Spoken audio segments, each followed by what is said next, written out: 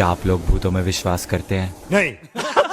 लेकिन उसके बाद कुछ ऐसा हुआ जिसके मैं ऐसे क्यों बोल रहा हूं यार?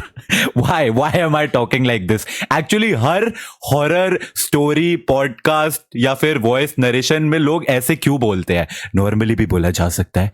Hello guys, welcome back to another podcast. आप सुन रहे हैं true story bro with your boy triggered Insaan, जो कि है इंडिया का number 1 podcast exclusively on Spotify. I'm telling you, don't trigger him. Don't trigger him. Don't trigger him. I'm telling you, don't trigger him. Today is a fan story day, लेकिन ये जो fan है ये अपने आप को reveal नहीं करना चाहते। ये नहीं चाहते कि हम जाने कि ये कौन है, तो इन्होंने अनोनिमसली अपनी स्टोरी सेंड करी है, लेकिन कुछ तो हमें इनको नाम देना पड़ेगा ना। तो देखो, अभी मेरे आसपास जो चीजें है, हमारे यहाँ पे एक प्रथा है, जो लोग नए हैं, कि हम आसपास जो भी चीजें पड़ी होती है उनके बेसिस पे डिसाइड करते हैं कि हम बंदे का नाम क्या रखने वाले हैं। तो मेरे आसपास पड़ी है, एक बोतल पड़ी हुई है, एक माइक पड़ा हुआ है, हग्गू पड़ा है, चश्मा पड़ा है और हैरी पॉटर पड़ा है। तो मैं सोच रहा हूं कि हम इस बंदे को हैरी पॉटर और चश्मे को मिला के चशपुत्तर क्या बोल रहा हूं मैं यार? Okay guys, I am sorry. हम इसको नाम देने वाले हैं टंकी। पता नहीं, बोतल देखा मैंने और बोतल से टंकी याद आई, तो टंकी है हमारे आज के कैरेक्टर का नाम। ऑलराइट, तो ये कहानी स्टार्ट होती है आज से कुछ साल पहले, जब टंकी एक छोटा बच्चा था। अकॉर्डिंग टू टंकी उस वक्त वो शायद 6th क्लास में था। तो एक शाम की बात है, टंकी अपने घर पे, उस वक्त टंकी जो है पंजाब में किसी पिंड में रहता था, तो वो अपने वरांडे में खेल रहा था जब उसकी मम्मी ने उसको आवाज लगाई, टंकी, ओ पुत्र टंकी। तो टंकी अपनी मम्मी के पास जाता है और एक आज्ञाकारी बेटे की तरह कहता है, हाँ जी माता जी, की होया? तो टंकी की मम्मी उसको कहती है कि बेटा एले दूध दा डोलू जब दूध लेके आ। सो बेसिकली टंकी की मम्मी ने बोला कि ये ले दूध का खाली कैन और जाके पास की डेयरी से दूध लेकर आ। तो टंकी एक आज्ञाकारी बेटे की तरह अपनी साइकिल पे बैठा और मस्त निकल लिया, टहलते टहलते, गाने गाते गाते, और डेयरी पे पहुंचा। वहां से दूध दा डोलू आई मीन दूध का वो कैन, उसमें दूध डलवाने के बाद टंकी वापस अपनी साइकिल पे बैठा और वापस आने लगा। चारों तरफ एकदम सन्नाटा वाला टाइम हो रहा था और पिंड में लोग ज्यादा जल्दी भी सो जाते हैं।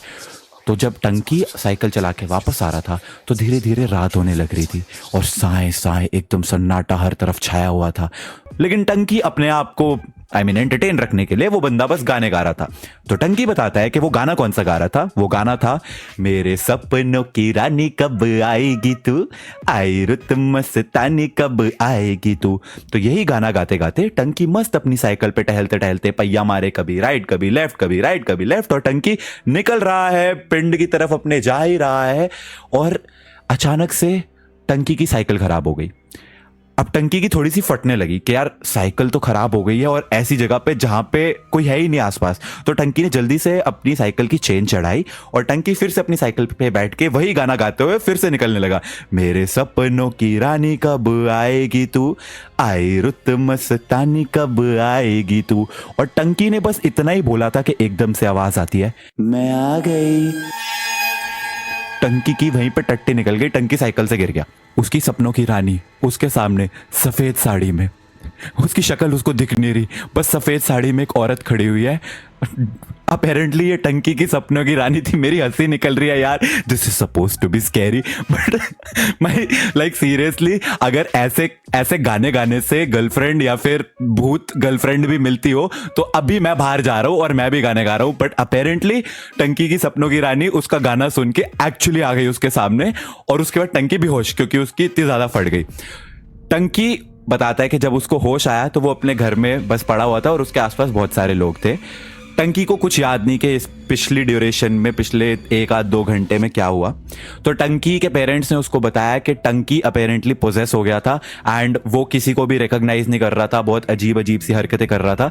तो उसकी झाड़ फूक वगैरह कराई गई एंड उसके बाद टंकी जो है वो फाइनली नॉर्मल हुआ।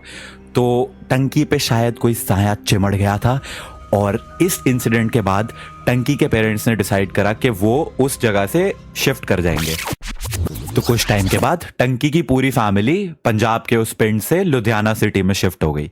अब लुधियाना में टंकी ने एक स्कूल में एडमिशन ली, कुछ साल उसके नॉर्मली ऐसे ही निकल गए। अब टंकी जो है ना, वो अपने स्कूल में शरारती वाले जो बच्चे होते हैं ना, जो मतलब कुछ ना कुछ तो हरकतें करते रहते हैं, उनमें से था। अब टंकी की स्कूल 11th की ये स्टोरी है। टंकी शरारती बच्चा, उसके दोस्त भी ऑब्वियसली शरारती, क्योंकि शरारती अट्रैक्ट्स शरारती। तो ये 3-4 शरारती बच्चों का ग्रुप था और ये लोग जो है ये दिवाली पे पटाखे फोड़ने का प्लान बना के आ गए। गुंडा boys, bad element of the society, किसी को नहीं करनी चाहिए ऐसी हरकतें, लेकिन टंकी और उसके वो 3 आके भाग जाएंगे हम। तो ये निकाला इन्होंने गोला बॉम्ब, बाथरूम में रखा, माचिस जलाई, उस पे आग लगाई और ये वहां से भागने ही लगे थे। बट गेस व्हाट हैपेंड, इनकी किस्मत इतनी बुरी कि बाथरूम के एंट्रेंस पे ही स्कूल के प्रोफेसर खड़े हुए थे। तो प्रोफेसर ने इनको भागते हुए देखा, तो प्रोफेसर ने बोला, अरे इतनी तेजी में कहां भाग रहे हो बे? और अंदर से इतने में आवाज आती है, प्रोफेसर भी लाइक, अच्छा यहां भाग रहे थे, और सीधा प्रोफेसर लेके इनको चले गए प्रिंसिपल के पास। अब ये जो है एक बहुत बड़ा क्राइम है, तो प्रिंसिपल इन सबको रेस्टिकेट ही करने वाली थी, ठीक है। लेकिन ना वो जो 3 कमीने जो टंकी के साथ थे, वो इतने बड़े कमीने थे कि इतने बड़े कमीने कि वो तीनों गैंग अप करके बोले, हमने कुछ नहीं करा, हम तो वहां पे सूसू करने गए थे, ये टंकी वहां पे बॉम्ब लगा रहा था, हम इसको देखे बॉम्ब लगाते हुए तो हम तो भाग रहे थे वहां से बच के, बस आपने हमको उस वक्त पकड़ लिया।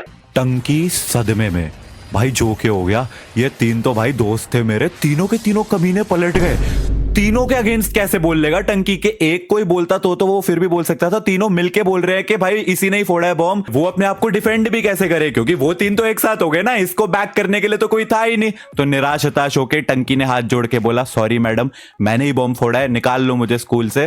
प्रिंसिपल ने उसको 1 हफ्ते के लिए सस्पेंड किया, लेकिन उस 1 हफ्ते में टंकी को ये चीज तो समझ आ गई कि ये एक स्ट्रॉबेरी दुनिया नहीं है, कोई किसी का सगा नहीं है, सबको लात पड़ती है। और ये लात पड़ने के बाद सीख गया टंकी। लेकिन टंकी कौन सा बहुत शरीफ था। फास्ट फॉरवर्ड कुछ और साल, अब टंकी की ग्रेजुएशन कंप्लीट हो चुकी है। टंकी अपनी मास्टर्स की डिग्री लेने के लिए अमेरिका चला गया है। भाई जी, टंकी के पापा के पास अब काफी पैसा आ चुका है, क्योंकि उसके पापा का लुधियाना में सूटों का एक बिजनेस है जो कि काफी अच्छा बूम कर गया। तो अब उनके पास इतना पैसा था कि वो टंकी की एजुकेशन, फॉरेन एजुकेशन स्पॉन्सर कर पाए। तो टंकी को उन्होंने मास्टर्स करने के लिए फॉरेन भेज दिया, अमेरिका। फास्ट फॉरवर्ड 2 साल, टंकी की मास्टर्स कंप्लीट हो चुकी है। अब उसके घर वाले उसको उड़ीक रहे हैं, उड़ीकना मतलब वेट कर रहे हैं उसकी वापस आने के लिए, कि भाई हमारा बेटा जो है वो फॉरेन गया है पढ़ने, अब वापस आएगा। तो टंकी अपने पेरेंट्स को बताता है कि वो 28 तारीख को वापस आ रहे हैं। ठीक है जी, उसके पेरेंट्स जो है बहुत ज्यादा खुश कि 28 तारीख इस महीने के टंकी हमारा बेटा जो है 2 साल के बाद फाइनली आ रहा है। उसके घर पे तो भाई उत्सव, एकदम सेलिब्रेशन हो रही है, सजा वजा रहे हैं उसके घर वाले। अब देखो उसके पेरेंट्स अब बहुत अमीर हो चुके हैं, बहुत पैसा है उनके पास, तो अच्छा खासा उन्होंने अपनी कोठी जो ले रखी है उसको एकदम फुल डेकोरेट वगैरह कर रखा है उन्होंने। 28 तारीख सुबह 8 बजे, बिग बॉस वाले स्टाइल में सुबह के 8 बजे टंकी के पापा अपने घर से निकलते हैं और पास वाले बार्बर के पास जाके कहते हैं कि जी मेरी दाढ़ी सफेद से काली कर दीजिए, मेरे बाल सफेद से काले कर दीजिए, थोड़ा सा हेयर कट कर दीजिए, ये कर दीजिए, वो कर दीजिए। तो बार्बर भी थोड़ी आउट ऑफ क्यूरियोसिटी पूछता है, क्या हो गया साहब जी, कोई फंक्शन, कोई उत्सव वगैरह है कि मतलब इतना रेडी वेडी हो रहे हो? तो उसके पापा कहते हैं मेरा बेटा जो है आज 2 साल के बाद अमेरिका से अपनी मास्टर्स कंप्लीट करके बहुत ही गर्व के साथ अमेरिका से वापस आ रहा है। ये सुन के बार्बर थोड़ा कंफ्यूजन में चला जाता है, बार्बर अपना सर खुजाता है और उसके पापा को जो चीज बोलता है उसके बाद टंकी के पापा की ना टंकी खाली हो जाती है। क्या बोल रहा हूं मैं? बार्बर सामने से बोलता है, अरे अमेरिका से कैसे वापस आ रहा है? अभी 2 दिन पहले तो मेरे से बाल कटवा के गया आपका बेटा। उसके पापा भी लाइक, अरे पागल हो गया है क्या, कैसी बातें कर रहा है तू पंकज? हाँ पंकज था बार्बर का नाम। पंकज कैसी बातें कर रहा है, ये क्या, ऐसे थोड़ी ना हो सकता है, वो तो अमेरिका में है। वो कह रहा है नहीं साहब जी, मेरे से 2 दिन पहले ही तो वो बाल कटवा के गया है, तो अमेरिका में कैसे है वो? और तब पता चलता है कि टंकी जो है वो तो ऑलरेडी 24 तारीख को इंडिया आ चुका है, अपने पेरेंट्स को बताए बिना। 2 साल से अमेरिका में बैठा है ये लड़का, ये ऑलरेडी 24 तारीख को इंडिया पहुंच गया, अपने पेरेंट्स को नहीं बताया इसने। क्यों? ताकि ये अपने दोस्तों के साथ या फिर प्रोबेबली अपनी गर्लफ्रेंड के साथ मनाली जा सके। ये मनाली में था, ठीक है, और मनाली जाने से पहले इसने बार्बर से, उसी बार्बर से जो इसके घर के बगल में रहता है, उससे बाल कटवा के ये मनाली गया है और अपने पेरेंट्स को बोलता है कि मैं 28 तारीख को अमेरिका से आ रहा हूं, ताकि ये 4 दिन मनाली की ट्रिप मना के आ सके। पर अरे मूर्ख टंकी प्राणी, एक बात बता, अगर तुझे जाना ही था मनाली, अपने घर वालों को झूठ बोलना ही था, तो उसी बार्बर से क्यों बाल कटवा के गया है जो तेरे घर से 2 मिनट दूर है, जिससे तेरे पापा भी बाल कटवा आते हैं। इतना बड़ा बेवकूफ उसके बाद बताता है कि 2 दिन के बाद ये अपने बार्बर के पास जाता है और उसको बोल के आता है, भैया तुमने मेरी जिंदगी खराब कर दी है, तुमने मेरी जिंदगी तबाह कर दी। पापा मम्मी बात नहीं कर रहे मेरे से, भैया तुमने ये क्या कर दिया। तब बार्बर बोलता है, अरे तू मूर्ख है भाई, मुझे थोड़ी ना सपने आ रहे थे कि ऐसा भी कुछ हो सकता है। बार्बर तो भाई उनको तो बातें करने का शौक होता है ना, तो उसने बातों बातों में बोल दिया। उसको थोड़ी ना पता था कि ये मूर्ख ऐसा कुछ प्लान करके ऑलरेडी इंडिया आ चुका है और बाल भी उसी से कटवाने आया है। मतलब भाई दुनिया में इतने सारे बार्बर है, हर नुक्कड़ गली मोहल्ले में 10 बार्बर मिल जाएंगे, पर इस बेवकूफ को वहीं से ही बाल कटवाने थे। ये एक ऐसी स्टोरी थी, जब मैंने ये रीड करी, जब मैंने ये सुनी, आई वाज लाइक भाई ये क्या है। ये तो नेक्स्ट लेवल हॉरर से स्टार्ट होके कॉमेडी बनी और फिर तो अल्टीमेट ट्रोल ही हो गया भाई एक इंसान का। बट आई गेस इसी रीजन से टंकी जो है वो अपना नाम नहीं बताना चाहता था। अब ये तो थी कहानी टंकी मैन की, लेकिन मेरे पास भी एक हॉरर स्टोरी है। लेकिन वो सुनाने से पहले ना मैं थोड़ा सा हॉरर मूवीज के बारे में रैंट करना चाहता हूं। यार मुझे आज तक एक चीज हॉरर मूवीज के बारे में ये नहीं समझ आती कि हॉरर मूवीज जब स्टार्ट होती है तो एक साइड कैरेक्टर होता है जिसको भूत जो है वो ऐसा हवा में उड़ा के लेफ्ट राइट फेंक के उसको निचोड़ मरोड़ के उसका कचुम्बर बना के उसके साथ पता नहीं क्या क्या करता है, ठीक है। तभी भूत के पास बहुत ज्यादा शक्ति होती है, तभी उसको कोई रोक ही नहीं सकता है। मतलब साइड कैरेक्टर तो ऐसे चीड़ फाड़ देते हैं साइड कैरेक्टर को तो भूत लोग। लेकिन फिर उसके जैसे जैसे मूवी आगे बढ़ने लगती है और हमारे हीरो हीरोइन जो पूरी हॉरर मूवी में बस रोमांस करने में ही लगे हुए हैं, ऑलमोस्ट 99% बॉलीवुड की हॉरर मूवीज का यही कॉन्सेप्ट होता है कि हीरो हीरोइन रोमांस कर रहे हैं और भूत पीछे से अपना भूतियापंती छोटा मोटा लाइट ऑन ऑफ कर रहा है। अभी मुझे ये नहीं समझ आ रहा कि जब मूवी स्टार्ट हुई थी तब तो साइड कैरेक्टर को चीर फाड़ करके उसको हवा में उड़ा के उसका पूरा का पूरा कचुम्बर बना दिया था। अब ये हीरो हीरोइन रोमांस कर रहे हैं इसके सामने और ये बस लाइट ऑन ऑफ कर रहे हैं। मतलब सीरियसली डूड, या तो भूत हफ्सी है, उसको मजा आ रहा है इनको रोमांस करते हुए देख के, ये नाच रहे हैं हॉरर मूवी में, ऐसे गाने बज रहे हैं बेपनाह प्यार है आजा, और उस पे हीरो हीरोइन नाच रहे हैं, भूत तालियां मार रहा है पीछे बैठ के, हाँ आप ये कर लीजिए, बहुत बढ़िया, आप नाचिए, रोमांस करिए, चुम्मे करिए, मेरे को मजा आ रहा है ये सब देखने में। अभी भूत की शक्तियां कहाँ गई? और चलो ठीक है, अब इनका रोमांस हो गया हीरो हीरोइन का, अब भूत ने थोड़ा सा भूतियापंती करनी शुरू करी, लेकिन अब भूत की शक्तियां अचानक से कम हो चुकी हैं। कैसे? स्टार्टिंग में तो बहुत ज्यादा पावरफुल था, ओवर पावर्ड था ये भूत, अब इस भूत की शक्तियां एकदम से ऐसे कम क्यों हो गई हैं? Why is it so? अब भूत क्यों नहीं ये हीरो हीरोइन को चीर फाड़ दे रहा? वो हीरो हीरोइन भाग के इसके सामने आखिरी बची हुई निशानी भूत की, जिसको अगर जला दिया जाए तो उसकी आत्मा को शांति मिल जाएगी, हीरो हीरोइन उसके सामने खड़े होके वहां पे ऐसा ढूंढ रहे हैं वो आखिरी निशानी, फिर उसको जला भी रहे हैं और भूत अब स्लो मोशन में भाग रहा है। भूत भाई कहां गई तुम्हारी शक्तियां? जागो भाई, तुम तो बहुत सर्वशक्तिमान थे ना, किसी को भी हवा हुआ में उड़ा देते थे, अब क्या हो गया तुम्हें? मतलब मेरे को आज तक हॉरर मूवीज के बारे में ये चीज समझ ही नहीं आई कि अचानक से क्या हो जाता है इन भूतों को। एनीवेज ये तो एक छोटा सा रैंट था, मैं इसलिए रैंट कर रहा था क्योंकि अभी ना मैं एक हॉरर मूवी देख के आया, मेरे को तो नाम भी नहीं याद उसका, बट ठीक है। तो अभी 2 दिन पहले क्या हुआ, so this is a nightmare bye the way guys, एक बुरा सपना था ये एक्चुअली में नहीं हुआ मेरे साथ, लेकिन ये नाइटमेयर ऐसा था कि इतना रियल लगा मुझे, इतना ज्यादा रियल लगा कि मेरी सच में फट गई, मैं मजाक भी नहीं कर रहा। व्हेन आई वोक अप मेरे को ऐसा ब्रीदिंग में प्रॉब्लम हो रही थी, मेरी हार्ट बीट बहुत ज़्यादा तेज थी, and this is the only dream / nightmare मेरी ज़िंदगी का जो मेरे को अभी तक एकदम क्रिस्टल क्लियर याद है। क्योंकि यूजुअली जब तुम उठते हो ना तो तुम्हें ड्रीम्स वगैरह ऐसे ढंग से याद नहीं होते कि एग्जैक्टली क्या हो रहा था, बट ये मैं भूल ही नहीं पा रहा, पता नहीं क्यों, मतलब it felt so real. And अभी भी मेरी आंखों के सामने वो सीन चल रहा है एंड मैं उसके बारे में इमेजिन कर रहा हूँ ना, बता भी रहा हूँ तुम्हें, मेरे को जेन्युइन गूज़बम्स आ रहे हैं।